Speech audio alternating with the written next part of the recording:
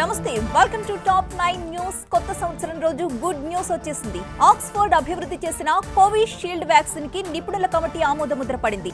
ఇటు కేంద్రానికి రైతులు లాస్ట్ వార్నింగ్ ఇచ్చారు. జనవరి 4న 3 చట్టాలపై కేంద్రం నిర్ణయం తీసుకోకపోతే రైతులు నిర్ణయం తీసుకోవాల్సి వస్తుందని హెచ్చరిస్తున్నారు. ఇలాంటి టాప్ 9 నేషనల్ న్యూస్ ఇప్పుడు చూద్దాం.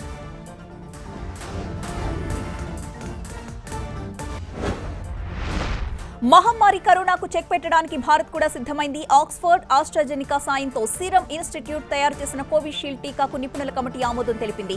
కోవిషీల్డ్ ను అత్యవసర వినియోగం కోసం వాడవచ్చని సిఫారసు చేసింది. త్వరలోనే దీనికి డీసీజీఐ అనుమతులిచ్చే అవకాశం ఉంది.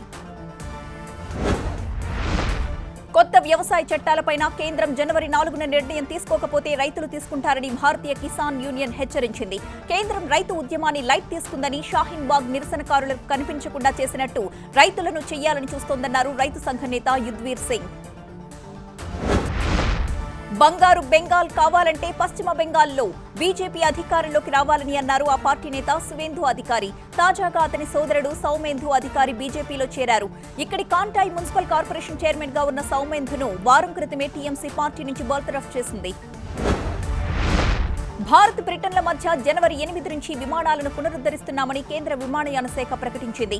జనవరి 23 వరకు కేవలం 17 విమానాలని అనుమతిస్తామని, ఢిల్లీ, ముంబై, బెంగళూరు, హైదరాబాద్ నుంచి ఈ విమానాలను నడుపుతామని తెలిపింది.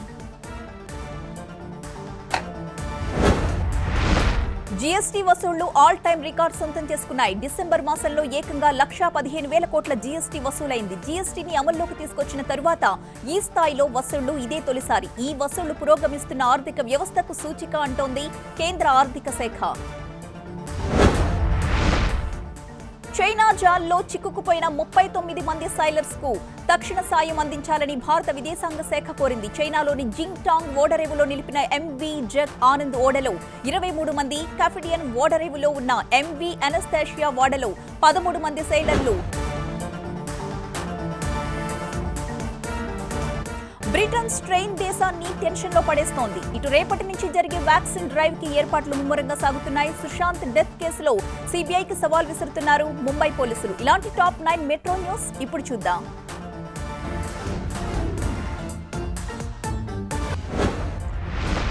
సూపర్ ఫాస్ట్ స్పీడ్ తో దూసుకొస్తున్న న్యూస్ ట్రైన్ టెన్షన్ పెడుతోంది. భారత్ ని కూడా భయపెడుతోంది B.1.1.7 వైరస్.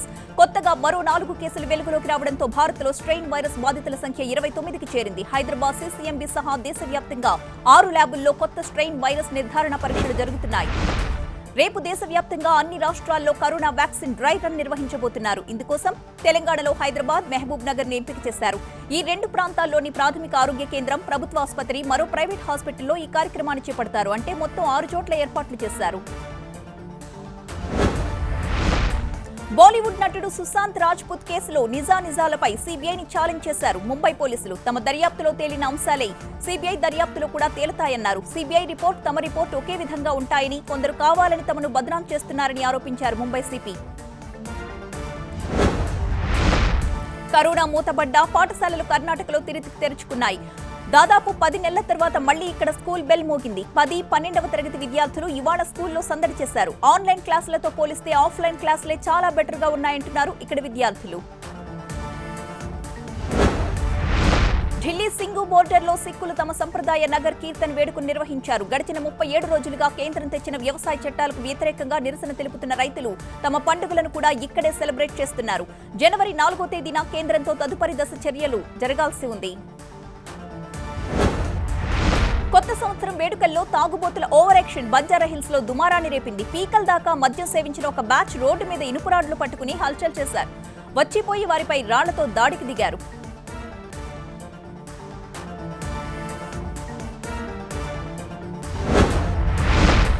దేశం మొత్తాన్ని వణికిస్తున్న ఆన్లైన్ లోన్ యాప్ల కేసులో కర్నూలు జిల్లా నందవరానికి చెందిన 2 వ్యక్తుల్ని సైబరాబాద్ పోలీసులు అరెస్ట్ చేశారు. ఈ 2 నందవరంలో ఏఎస్ఐగా పనిచేస్తున్న నీలకంఠ అనే వ్యక్తి కుమారులు. 2 కుమారులను నీలకంఠనే పట్టించాడు. పొగ మంచుతో దేశ రాజధాని ఢిల్లీ కాసేపు కనిపించకుండా పోయింది. ఉత్తర భారతంలో చలిగాలుల తీవ్రత అధికంగా ఉంది. రేపటి నుంచి ఉష్ణోగ్రతలు పెరిగే అవకాశం ఉందని వాతావరణ అధికారులు చెబుతున్నారు. ఢిల్లీలో పొగ మంచుతో రోడ్లు కనిపించక వాహనదారులు తీవ్ర ఇబ్బందులు పడ్డారు.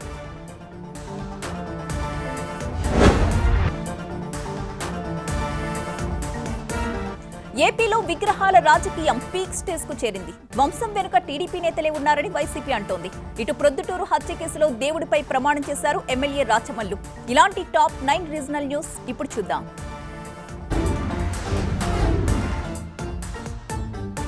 విజయనగరం జిల్లా నెల్లిమర్ల మండలం రామతీర్థంలో రాముడి విగ్రహ ధ్వంసంతో ఏపీ రాజకీయం మళ్లీ టెంపుల్స్ చుట్టూ తిరుగుతోంది. దేవుడితో చెలగాటమాడితే శిక్ష తప్పదన్నారు సీఎం జగన్. అయితే రేపు రామతీర్థం వెళ్లబోతున్నారు ప్రతిపక్ష నేత చంద్రబాబు. అక్కడికి వెళ్లి విగ్రహం ధ్వంసమైన ప్రాంతాన్ని పరిశీలిస్తారాయన.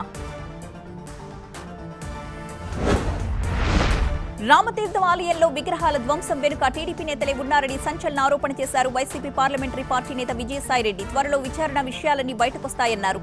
విగ్రహాల ధ్వంసానికి పాల్పడిన వారిని కాకుండా దాన్ని ప్రోత్సహించిన వారిని వదిలే ప్రసక్తే ఉండబోదన్నారు. టీడీపీ ఎమ్మెల్యే వెలగపూడి రామకృష్ణబాబుపై తీవ్ర స్థాయిలో ఆరోపణలు చేశారు వైసీపీ ఎంపీ విజయసాయిరెడ్డి. వంగవీటి రంగాను పొడిచిన వాళ్లలో రామకృష్ణబాబు కూడా ఉన్నారని ఆరోపించారు. విజయవాడ నుంచి పారిపోయి వచ్చి విశాఖలో భూదందాలు రౌడీయిజం చేశారని విమర్శించారు. టీడీపీ నేత నందం సుబ్బయ్య హత్యతో తనకు ఏమాత్రం సంబంధం లేదని చౌడేశ్వరి అమ్మవారి ఆలయంలో ప్రమాణం చేశారు ఎమ్మెల్యే రాచమల్లు శివప్రసాద్ రెడ్డి. ఒకవేళ తాను చెప్పింది తప్పే అయితే అమ్మవారే శిక్షిస్తుందన్నారు. రాచమల్లు ప్రమాణం చేసినా సుబ్బయ్య భార్య అపరాజిత మాత్రం ఆయనపైనే ఆరోపణలు చేస్తున్నారు. బండి సంజయ్ మరో బాంబు పేల్చారు. టీఆర్ఎస్ కు చెందిన 25 మంది ఎమ్మెల్యేలు తమతో టచ్ లో ఉన్నారని చెప్పారు. తాము గేట్లు తెరిస్తే టీఆర్ఎస్ ఖాళీ అవుతుందని చెప్పారు. తమ పార్టీలోకి వస్తామన్న అందరు నేతల్ని చేర్చుకునేది లేదని స్పష్టం చేశారు. గ్రేటర్ పై గవర్నర్ కు బీజేపీ నేతలు ఫిర్యాదు చేశారు. నాగర్ కర్నూలు జిల్లాలో రైతు వేదిక ప్రారంభోత్సవంలో టీఆర్ఎస్ బీజేపీ నేతల మధ్య వాగ్వాదం చోటు చేసుకుంది. ప్రధాని మోదీ ఫోటో పెట్టలేదని బీజేపీ కార్యకర్తలు సభను అడ్డుకునే ప్రయత్నం చేశారు. బీజేపీ కార్యకర్తలే ప్రధాని స్థాయిని దిగజారుస్తున్నారని మంత్రి నిరంజన్ రెడ్డి మండిపడ్డారు. న్యూ ఇయర్ రోజు తెలంగాణ భవన్ సందర్శకులతో కిటకిటలాడిపోయింది. మంత్రులు, ఎమ్మెల్యేలు, పార్టీ నేతలు, కార్యకర్తలు, సామాన్య ప్రజలు అందరూ వర్కింగ్ ప్రెసిడెంట్ కేటీఆర్ కు కొత్త సంవత్సర శుభాకాంక్షలు చెప్పడానికి క్యూ కట్టారు. అందరితో కరచాలనం చేస్తూ అడిగిన వారికి సెల్ఫీలు ఇస్తూ ఉత్సాహపరిచారు కేటీఆర్. న్యూ ఇయర్ సందర్భంగా సందడి చేసిన కొత్త సినిమా పోస్టర్లు, టాలీవుడ్ ప్రముఖులకు న్యూ ఇయర్ కానుక పంపిన బ్రహ్మానందం. సోషల్ మీడియా ఫాలోవర్స్ కు షాక్ ఇచ్చిన దీపికా పడుకునే. ఇటువంటి టాప్ 9 ఫిల్మ్ న్యూస్ ఇప్పుడు చూద్దాం.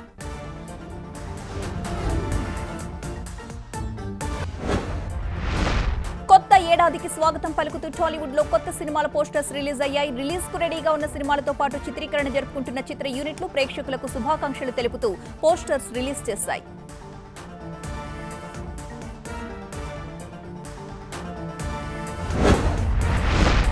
ఈ న్యూ ఇయర్ కు మహేష్ బాబు నుంచి ఎలాంటి అప్డేట్ రాలేదు. అయినా సూపర్ స్టార్ ఫ్యాన్స్ మాత్రం సర్కారు వారి పాట సినిమాను నేషనల్ లెవెల్లో ట్రెండ్ చేసేశారు. అప్డేట్ లేకుండానే మహేష్ మూవీ పేరు ట్రెండ్ అవ్వడం ఇప్పుడు ఆసక్తికరంగా మారింది.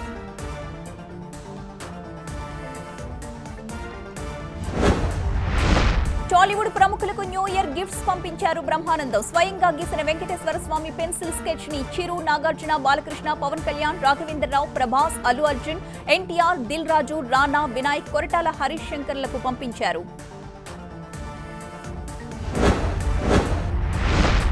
బాలీవుడ్ నటి దీపికా పడుకునే సోషల్ మీడియా ఫాలోవర్స్ కు షాక్ ఇచ్చారు. తన సోషల్ మీడియా అకౌంట్స్ నుంచి పాత పోస్టులన్నింటినీ కూడా డిలీట్ చేశారు.